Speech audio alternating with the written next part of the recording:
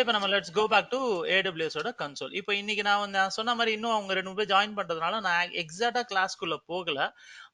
இந்த கிளாஸ் வந்து பாத்தீங்கன்னா நமக்கு எப்படி இருக்கும்னா நான் கொஞ்சம் எலாபரேட்டா தான் எடுப்பேன். கொஞ்சம் ரியல் டைம் யூஸ் பண்ணி கொஞ்சம் ஒவ்வொரு செஷனுமே ஃபார் எக்ஸாம்பிள் நான் இப்போ வந்து ஒரு ஒரு விஎம் கிரியேட் பண்ணணும்னு வச்சுக்கோங்க. விஎம்ங்கிறது இங்க வந்து EC2 அப்படின்னு சொல்லுவாங்க. Okay, elastic cloud computing 2 C இருக்கிறதுனால EC2 அப்படின்னு சொல்லுவாங்க. இதுதான் விஎம் ஆக்சுவலா. AWS பொறுத்த வரைக்கும் எல்லாத்துலயும் இந்த எலாஸ்டிக்ங்கிற வேர்டை யூஸ் பண்ணுவோம். எல்லா சர்வீசஸ்லயும் நிறைய இந்த எலாஸ்டிக்ங்கிற வேர்டு வரும் உங்களுக்கு. ஓகே, ஸோ இதை நம்ம டைரக்டா ரெப்ரசென்ட் பண்ற டேர்ம்ல வந்து யூஸ் பண்ண மாட்டோம். இவன் தனியா இதே அஸ்யூர்ல பாத்தீங்கன்னா விஎம் தான் சொல்லுவான், டிஸ்க்குன்னு தான் சொல்லுவான். ஆனா AWSல வந்து எல்லாத்துக்குமே ஒரு டிஃபரெண்ட் இது டேர்ம்ஸ் யூஸ் பண்ணுவாங்க. நம்ம ஆனா when we are working with AWS நம்ம அந்த டேர்ம் வந்து நமக்கு வந்து ஃபெமிலியரைஸ் ஆயிடும் ஃபுல்லா. ஓகே, ஸோ இப்போ வந்து நம்ம ஜஸ்ட் ஒரு EC2 சர்வீசஸ் பத்தி எப்படி அது லான்ச் பண்றது, ஒரு சர்வரை மட்டும் நான் எப்படி லான்ச் பண்றது அப்படின்னு காட்டுறேன். So I'm going to EC2. இன்னைக்காக நான் வந்து ஃபுல்லா அப்படியே எலாபரேட்டா எடுக்க போறது இல்ல, சிம்பிள் ஸ்டெப்ஸ் தான். நார்மலா சிம்பிளா ஒரு இன்ஸ்டன்ஸ் எப்படி கிரியேட் பண்றது அப்படின்னு தான் பார்க்க போறோம். ஓகே, ஸோ ரைட் நவ் எனக்கு என்னென்ன இன்ஸ்டன்ஸ் போயின்னு இருக்கு. Right now I don't have any running instances, எதுவுமே எனக்கு இல்லை. ஸோ இப்போ நான் என்ன பண்ண போறேன்னா ஒரு புது சர்வர் ஒன்று, ஒரு புது EC2 instance. EC2 instance is nothing but a server. So அதை லான்ச் பண்ண போறேன் மேனேஜ்மெண்ட் கன்சோல்ல இருந்து. ஸோ சர்வீசஸ்ல EC2 அப்படின்னு கொடுத்தீங்கன்னா you will get this console. இந்த கன்சோல் வந்துட போகுது. இப்போ இதுல போயிட்டு நான் லான்ச் இன்ஸ்டன்ஸ் கொடுக்குறேன். நான் புதுசா ஒரு இன்ஸ்டன்ஸை லான்ச் பண்ண போறேன். ஸோ இந்த லான்ச் இன்ஸ்டன்ஸ் அப்படின்னு கொடுத்தோம்னா இமேஜ் எந்த OS வந்து உங்களுக்கு வேணும்னு கேக்குது. இதுல ஒரு விஷயம் என்னன்னா டெஸ்க்டாப் OS இங்க இமேஜா வராது. இங்க வர்றது எல்லாமே பாருங்க சர்வர் OS தான் வரும்.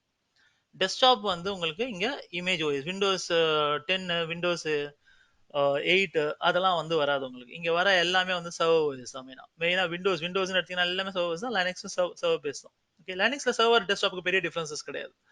இப்போ இதுல போறேன். இப்போ லெட்ஸ் சே நம்ம வந்து என்ன பண்ணலாம், விண்டோஸ் 2012 சர்வர் எடுத்துக்கலாம்.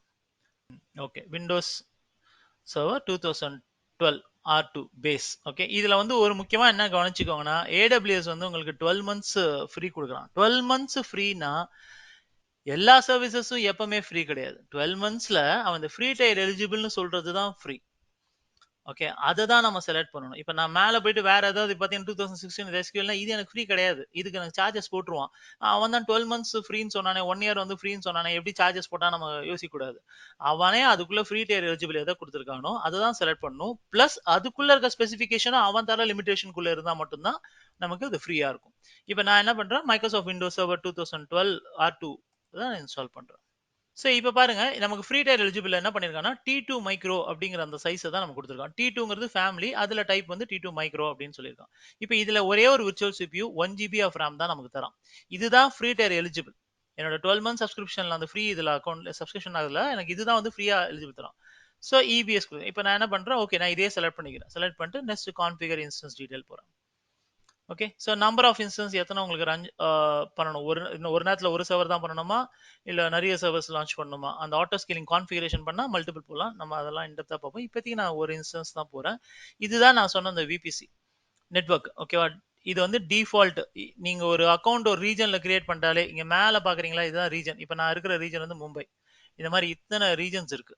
நம்ம குளோபல் இன்ஃப்ராஸ்ட்ரக்சர்ல what is region, what is availability zone, அதுக்குள்ள வந்து எப்படி ஒர்க் ஆகுது, டேட்டா சென்டர்ஸ் எப்படி இருக்கு, எப்படி வச்சிருக்காங்க, அது எல்லாமே நம்ம குளோபல் இன்ஃப்ராஸ்ட்ரக்சர் கிளாஸ்ல பார்ப்போம். இப்போதைக்கு நான் இது மும்பைல லான்ச் பண்றேன். ஓகே, ஸோ இதுதான் என்னோட VPC. டிஃபால்ட்டா ஒரு ரீஜன் போயிட்டாலே உங்களுக்கு ஒரு VPC தானா வந்துடும், டிஃபால்ட் VPC வந்துடும். புது VPC வேணும்னா கிரியேட் பண்ணிக்கலாம், அதை நம்ம அப்புறம். இப்போ நான் இதை டிஃபால்ட் VPCலேயே பிளேஸ் பண்றேன். அண்ட் தென் சப்நெட், இதுதான் அவைலபிலிட்டி ஜோன்ஸ் சொல்லுவாங்க. இதையும் நம்ம கிளாஸ் பார்த்துட்டு குளோபல் இன்ஃப்ராஸ்ட்ரக்சர் பார்த்துட்டு இது வரும்போது உங்களுக்கு இது கிளீனா புரியும். ஸோ இப்போ நான் இது வந்து அவைலபிலிட்டி ஜோன் கொடுக்குறேன். இந்த சப்நெட் செட்டிங்ஸ் இதெல்லாம் வந்து ஆட்டோ அசைன் தானாவே பப்ளிக் ஐபி அசைன் பண்ணிக்குவா அப்படின்னா எஸ். இந்த இப்போ நான் போகிற இன்ஸ்டன்ஸுக்கு ஒரு ஐபி அட்ரஸ் வந்து பப்ளிக் ஐபி அட்ரஸ் தானாவே அசைன் பண்ணிக்கன்னு சொல்றேன். பிளேஸ்மெண்ட் குரூப்னா நான் என்னென்ன அப்புறம் சொல்றேன் உங்களுக்கு, தேவையில்ல. ஓகே, இப்போ ஏடியில் ஜாயின் பண்ணுமா, தேவையில்லை. IAM ரோல் ஏதாவது ஆத்தரைசேஷன் ரோல் ஏதாவது கொடுத்துருக்கீங்களா, யாராவது இது ஸ்பெசிஃபிக்காக கண்ட்ரோல் பண்ணுவாங்களா, இல்லை. ஷட் டவுன் பிஹேவியர் என்ன, ஸ்டாப் பண்ணா ஸ்டாப் மட்டும் ஆகணுமா இல்லை டெர்மினேட் ஆகணுமா. ஸ்டாப்னு கொடுத்தா இந்த VM நான் ஸ்டாப் பண்ணனா அப்படியே ஷட் டவுன் கொடுத்தனா என்ன ஆகணும், ஆக்சுவலாக ஷட் டவுன் கொடுத்தா வெறும் ஸ்டாப் மட்டும் ஆகும். இல்ல ஷட் டவுன் கொடுத்தா டெர்மினேட்னா அந்த இன்ஸ்டன்ஸ் திரும்பி உங்களுக்கு கிடைக்காது, அவ்வளவுதான் போயிடும். ஒன்ஸ் யூஸ் பண்ணிட்டீங்கன்னா அதுக்கப்புறம் போகாது. ஸோ இப்போ நான் ஸ்டாப்னே கொடுக்குறேன். ஓகே, ஸோ இதெல்லாம் ஹைபர்னேஷன் பிஹேவியர் நம்ம விஎம் கிளாஸ்ல ஒவ்வொரு பாயிண்ட்டை பத்தி நான் எக்ஸ்பிளைன் பண்ணுவேன். ஸோ இப்போ ஜஸ்ட் ஒரு ஓவர்வியூ மாதிரி தான் போறது. Okay, so next add storage. டிஃபால்ட்டா இவன் என்ன பண்றான் பாருங்க, 30 GB தரான். உங்களோட பூட் டிஸ்க்கு டிஃபால்ட்டா 30 GB. இந்த 30 GB லிமிட்குள்ள யூஸ் பண்ணீங்கன்னா ஒன்றும் பிரச்சனை இல்லை. வேணும்னா புது வால்யூம் ஆட் பண்ணிக்கலாம், புதுசா இன்னொரு வேல்யூம் நீங்க ஆட் பண்ணிக்கலாம். ஆனா பூட் வால்யூமோட சைஸ் வந்து 30 GB. இதை இன்க்ரீஸ் பண்ண ட்ரை பண்ணீங்கன்னா பண்ணலாம், இன்க்ரீஸ் பண்ண ட்ரை பண்ணீங்கன்னா காஸ்ட் அதிகமாகிடும், காஸ்ட் ஃபேக்டர் வந்துடும். ஓகே, ஸோ அதனால இது நான் இப்போதைக்கு 30 GB நான் விட்டுறேன் ஃபுல்லா. Okay, type of volume again இதெல்லாம் நான் அந்த விஎம் கிளாஸ்ல உங்களுக்கு இது ஒவ்வொன்றுத்துக்கும் செலக்ஷன் கிரைட்டீரியா என்னங்கிறத நான் சொல்றேன். இப்போதைக்கு எஸ்எஸ்ஜி கொடுத்துட்றேன். Next add tags. இந்த ஆட் டேக் அப்படிங்கிறது வந்து இப்போ நான் ஸ்கிப் பண்றேன். ஆனா டேக்ங்கிறது ரியல் டைம்ல ரொம்ப முக்கியம். ஒரு சர்வர்ஸை லிஸ்டிங் பண்ணும்போது டேக்ஸ் வச்சு தான் லிஸ்ட் பண்ணுவாங்க. இப்போ நீங்க இந்த கிளாஸ்ல நான் அதை பத்தி பெருசா போகல. ஸோ நெக்ஸ்ட் போறோம். Configure security group. இப்போ நம்ம வந்து ஒரு சர்வரை கிரியேட் பண்றோம். அந்த சர்வர் நான் ஏற்கனவே சொன்ன மாதிரி அது வந்து ஒரு பப்ளிக் நெட்வொர்க்ல நமக்கு உண்டான ஒரு பிரைவேட் ஸ்பேஸ்ல இருக்கு. ஓகே, அப்போ அதான் இது வந்து விண்டோஸ் சர்வர். அதனால இதை வந்து நான் எதை யூஸ் பண்ணி நான் வந்து அக்சஸ் பண்ணலாம் அப்படின்னா, டிஃபால்ட்டா விண்டோஸ் சர்வர்னால அதுவே ஆர்டிபி கொடுத்துருது. ஆர்டிபி போர்ட் வழியா நான் வந்து அக்சஸ் பண்ணலாம், ஆர்டிபியோட போர்ட் நம்பர். ஓகே, இப்போ கஸ்டம் ரேஞ்ச் எங்க இருந்து அக்சஸ் பண்ணலாம், சோர்ஸ் யாரெல்லாம் அக்சஸ் பண்ணலாம். மை ஐபின்னு கொடுத்தேன்னா ஸ்பெசிஃபிக்கா இப்போ நான் கனெக்ட் ஆயிருக்க என்னோட இந்த பப்ளிக் ஐபில இருந்து மட்டும் தான் இதை கனெக்ட் பண்ண முடியும். இப்போ இந்த சர்வரை நீங்களாம் கனெக்ட் பண்ணணும்னு நினைச்சா இல்ல வேற யார் கனெக்ட் பண்ண நினைச்சாலும் முடியாது. ஓகே, கஸ்டம்னா நம்மளோட ரேஞ்சை கொடுத்துடலாம். நம்மளோட ஆஃபீஸ் ப்ரெமிசஸ்ல என்ன இருக்கோ அந்த ரேஞ்ச், அந்த பப்ளிக் ஐபியோட ரேஞ்சை கொடுத்தோம்னா அங்கிருந்து கனெக்ட் பண்ணிக்கலாம். அங்க இருக்கிற எல்லா சிஸ்டம்ஸ் வந்து கனெக்ட் பண்ணிக்கலாம். எனிவேர்னு கொடுத்துட்டா யார் வேணா அக்சஸ் பண்ணிக்கலாம். இதை வேர்ல்டு வைட் எங்க இருந்து வேணாலும் யார் வேணாலும் இந்த சர்வரை நம்ம அக்சஸ் பண்ணிக்க முடியும். இப்போ நான் வந்து எனிவேர் கொடுக்குறேன். எனிவேர் கொடுத்துட்டு ரிவ்யூ அண்ட் லான்ச். ஸோ ஃபைனலாக ஒரு தடவை கேட்குது, ஒரு செக்யூரிட்டியை ஒரு வார்னிங் மாதிரி கொடுக்குது. ஏன்னா எனிவேர் கொடுத்ததுனால ஓப்பன் டு வேர்ல்டு அப்படின்னு சொல்லுது. ஓகே, ஸோ இப்போ நம்ம பார்த்தது ஒரு விண்டோஸ் சர்வர் 2012 போட்டிருக்கோம். இவிஎஸ் வால்யூம், ஒரு CPU, 1 GB of memory, RDP போட்டு எனிவேர் அப்ளை பண்ணியிருக்கேன். ஃபுல்லாக அந்த டீட்டெயில்ஸை காட்டுது. லான்ச். இப்போ இந்த சர்வரோட கனெக்ட் பண்ணோம்னா எனக்கு பிஎம் ஃபைல் அப்படின்னு ஒரு ஃபைல் வந்து எனக்கு முக்கியமாக வேணும். ஓகே, இந்த ஃபைலை வச்சு தான் விண்டோஸ் சர்வராக இருந்தாலும் நான் பாஸ்வேர்டு எடுக்க முடியும், லெனக்ஸ் சர்வராக இருந்தாலும் புட்டி யூஸ் பண்ணி கீ ஜென்ரேட் பண்ண முடியும். ஸோ இந்த ஃபைல் இல்லை, ஏடபிள்யூஎஸ்க்கு இது மேண்டேட்ரி, அதை மட்டும் ஞாபகம் வச்சுக்கோங்க. ஓகே, ஸோ இப்போ நான் என்ன சொல்கிறேன், கிரியேட் அ நியூ பேர், எனக்கு புது பிஎம் ஃபைல் கிரியேட் பண்ணுன்னு சொல்கிறேன். Let's say AWS download. இதை வந்து புதுசாக கிரியேட் பண்ணுற இந்த ஃபைல் இப்போ எனக்கு இங்கே டவுன்லோட் ஆகுது பாருங்க. இந்த ஃபைலு எனக்கு ரொம்ப முக்கியம். இந்த ஃபைலை யூஸ் பண்ணி தான் நான் பாஸ்வேர்டை டிகிரிப்ட் பண்ண முடியும். ஓகே, ஸோ அப்போ இந்த ஃபைலை நான் எடுத்து டெஸ்க்டாப்பில் போட்டிருக்கேன்.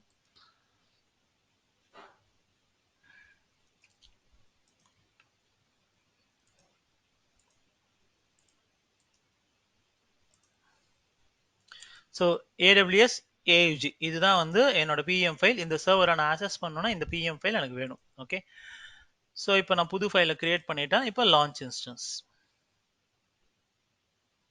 ஸோ இன்ஸ்டன்ஸ் வந்து எனக்கு இப்போ லான்ச் ஆக போகுது. வியூ இன்ஸ்டன்ஸ் கொடுத்தீங்கன்னா நீங்க காட்டும். இப்போ இந்த இன்ஸ்டன்ஸோட நான் கனெக்ட் பண்ணணும் அப்படின்னா ஜஸ்ட் கிவ் கனெக்ட். இப்போ எப்படி கனெக்ட் பண்ண போறீங்க, ஆர்டிபி கிளைண்ட் நான் யூஸ் பண்ண போறேன். ஓகே, ஏன்னா இது விண்டோஸ் சர்வர்லயே நான் ரிமோட் டெஸ்க்டாப் யூஸ் பண்ணி கனெக்ட் பண்ண போறேன். So RTB.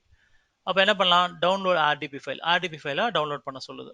So download RTB file. இப்போ டவுன்லோட் ஆர்டிபி இது வந்து நீங்க எம்எஸ்சிசி யூஸ் பண்ணி கூட டேரக்டா அந்த ஐபி அட்ரஸ், பப்ளிக் ஐபி தான் வந்துருச்சு. ஓகே, ஸோ இதுதான் பப்ளிக் ஐபி 13.235.68.6. இதுதான் பப்ளிக் ஐபி. இதை டேரக்டா எம்எஸ்சிசி கமாண்ட் யூஸ் பண்ணி கூட பண்ணிக்கலாம், இல்ல ஆர்டிபி ஃபைல ஓப்பன் பண்ணியும் பண்ணலாம். பட் ஆனா அதுக்கு முன்னாடி இதை கனெக்ட் பண்றதுக்கு எனக்கு பாஸ்வேர்டு வேணும் இல்லையா, இந்த சிஸ்டமோட பாஸ்வேர்டு தேவை. ஸோ அப்போ கெட் பாஸ்வேர்ட் கொடுக்குறேன். இப்போ என்ன கேக்குது, அந்த பிஎம் ஃபைல கேக்குது. நம்ம கிரியேட் பண்ணோம் இல்லையா ஒரு பிஎம் ஃபைல, அந்த ஃபைல் எங்கேயாவது கேக்குது. ஏன்னா அதை டிகிரிப்ட் பண்ணி தான் பாஸ்வேர்டை ஜென்ரேட் பண்ண முடியும். ஸோ இப்போ நான் ப்ரௌஸ் கொடுக்குறேன். ஓகே, இதுதான் என்னோட ஏடபிள்யூஎஸ். மாத்தி வேற ஃபைல் கொடுத்தா ஒர்க் ஆகாது, ஏன்னா அந்த இன்ஸ்டன்ஸுக்கு இதுதான் பிஎம் ஃபைல். ஓகே, ஸோ இப்போ இந்த ஃபைலை கொடுத்துட்டு I'm selecting this file, open. இப்போ இந்த ஃபைல் வந்துருச்சு. டிகிரிப்ட் பாஸ்வேர்ட் கொடுக்குறேன். So this is my administrator password. இந்த பாஸ்வேர்ட்னு போட்டு காட்டுதுல, இதுதான் என்னோட அட்மினிஸ்ட்ரேட்டர் பாஸ்வேர்ட். இதை யூஸ் பண்ணி தான் நான் லாகின் பண்ணணும். இதை காப்பி பண்ணிக்கிறேன். இப்போ இந்த ஆர்டிபி ஃபைலை ஓப்பன் பண்றேன். டைரக்டா அந்த இன்ஸ்டன்ஸோட கனெக்ட் பண்றதுக்கு I'm opening this RTB file. Okay, இப்போ கனெக்ட். ஸோ பாஸ்வேர்ட் கொடுத்தது. இப்போ பாஸ்வேர்ட் கொடுத்தா ஒர்க் ஆகும்னா ஒர்க் ஆகுது, ஏன்னா என்னோட இது சிஸ்டம் லோக்கல் சிஸ்டம் காட்டுது. அதனால மோர் சாய்ஸஸ் போயிட்டு ஓகேவா, யூசர் டிஃபரெண்ட் அக்கௌண்ட்.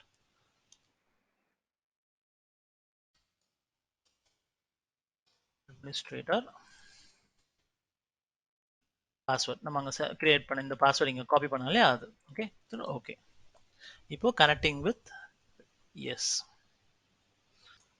ஸோ அவ்வளோதான் Windows server EC2 instance launch ஆயிடுச்சு விண்டோஸ் சர்வர் 2012ல ஒரு EC2 இன்ஸ்டன்ஸ் லான்ச் ஆயிடுச்சு